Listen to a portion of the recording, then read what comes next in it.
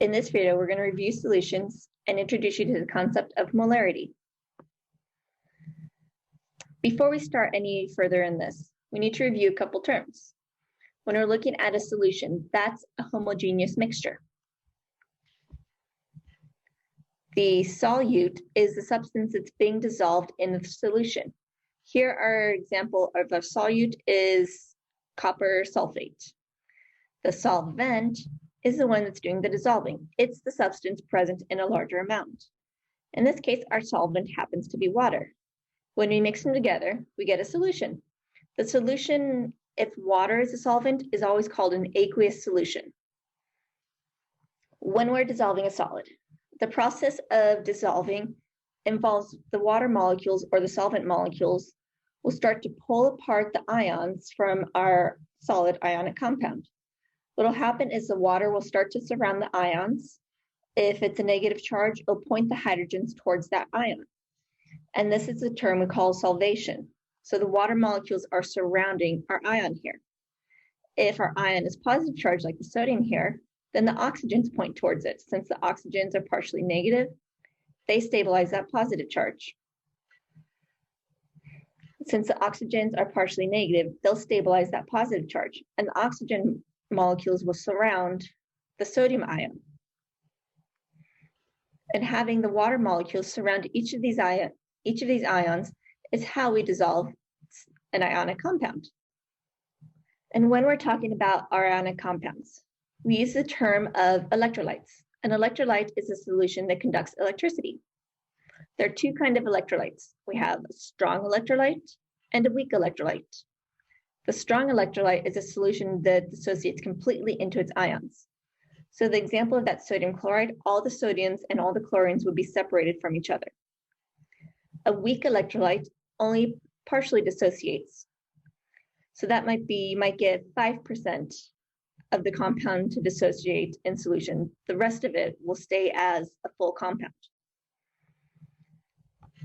And then we have our non-electrolytes. Non-electrolytes are compounds that do not dissociate into ions in aqueous solutions. We can think of a non-electrolyte usually as a molecular compound, so something like sugar. Sugar won't dissolve into its individual atoms in solution. So our strong electrolytes, if we remember, those are our strong acids and our strong bases, and our aqueous soluble ionic compounds. Our weak electrolytes, those are our weak acids and our weak bases. So remember, example for a strong acid might be something like HCl. When it dissolves in solution, you get H plus and Cl minus, and those are the only ions that we have. And it'll completely dissociate into those ions. A weak acid might be something like acetic acid. Acetic acid only partially dissociates.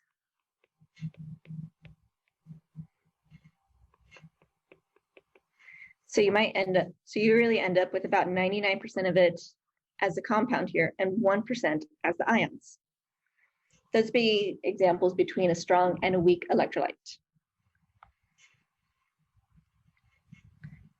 Now, when we're talking about our solutions, we have three types of solutions we talk about. There's a saturated solution. Saturated solutions contain the maximum amount of solute in a given solvent. So this contains all the amount of solute that I can possibly get into that solvent. Nothing else can dissolve in it. An unsaturated solution is anything less than this amount. And we usually describe the concentration of a saturated solution or an unsaturated solution as grams of solute divided by 100 grams of solvent. Some solutions, if we heat them very carefully and we treat them very carefully, can become supersaturated. So this means they actually hold more solute than the saturation point, than the saturated solvent. And then they'll stay as that supersaturated solution until they're disturbed, usually by adding a crystal or scratching the container. And then they'll start to precipitate out all the excess solute until it becomes a saturated solution again. So one of the easiest ways to make a supersaturated solution is to heat up your solution. And then when you're letting it cool down, you'll see those excess crystals start to form. Now, another way we can talk about the concentration of our solutions, besides grams of solute divided by grams of solvent, is we talk about it in terms of molarity. Molarity is defined as the number of moles of solute per liter of solvent, or per liter of solution. Molarity is defined as the number of moles of solute per liter of solution. A molarity, we write a capital M. And our units for molarity are always moles per liter.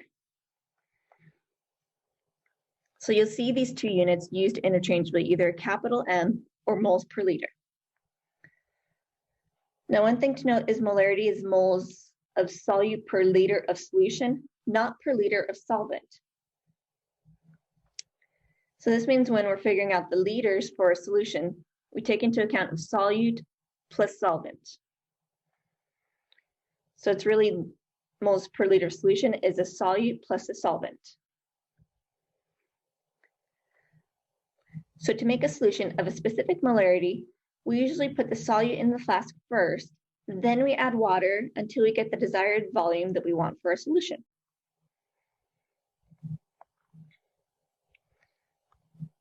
And so we can also use molarity to start to do calculations and figure out how much liters we'll get, or how much volume we'll get, or how much moles we have. Or if I give you the molarity of a solution, you can figure out how many moles are in that solution.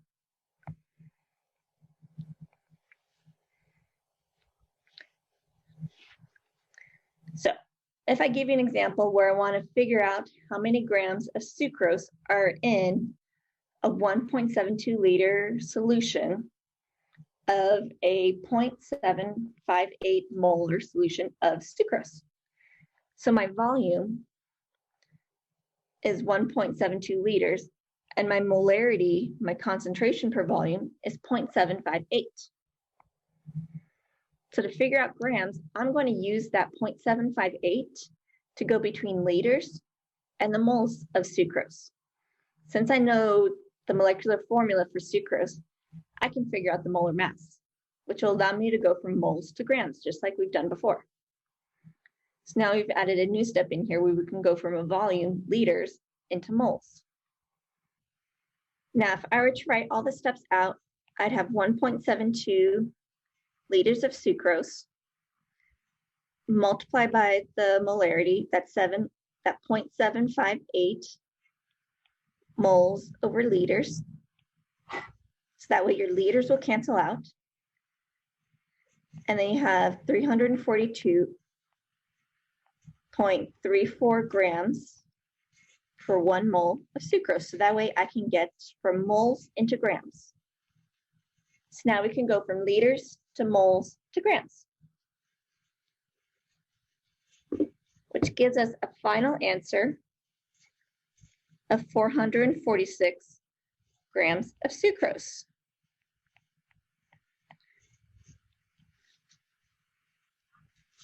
This means 446 grams of sucrose in 1.72 liters gives me a concentration of 0.758 molarity of sucrose. So now if we know the volume and the concentration, we can figure out the grams in it. And so now you guys should be familiar with the terms for solutions and the term of molarity. We can also use the molarity to do different calculations, and we'll see this later on.